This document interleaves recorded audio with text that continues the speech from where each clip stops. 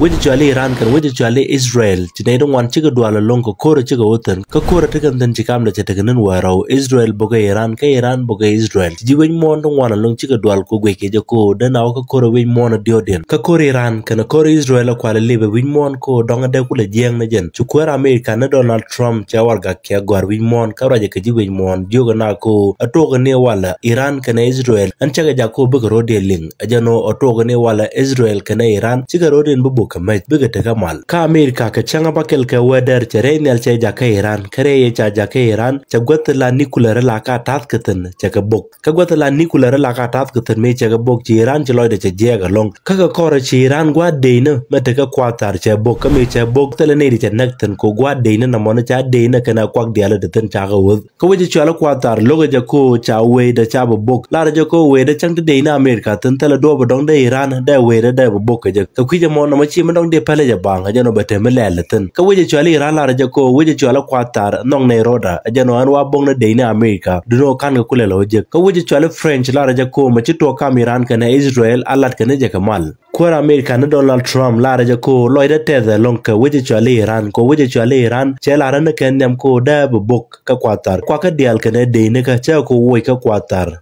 Kwara America na Donald Trump cherip ten ko Iran maite dite che doite chale missile te che doika kwatar riudien tala michi kana lel ka kwatar ala Iran nyo da ko cha kor che de long bona jare da cha kwengpin ka kwara ka buna chale international crisis wuda chale eban la ra ko reg chena mona go ade kap chongo go ma cha kap chong Iran point te ga maite dite cha kor cha de long ka kwije mo kora kap chongo go ka wije chale America roinde che lat ko la ra ko an ba yet ka Iran ma cha kor cha kap chong ka winen wan cha ko la raja ko toga ne wala Iran kana Israel chaga jako buga wa kamal ko kora kap ko chongo gwa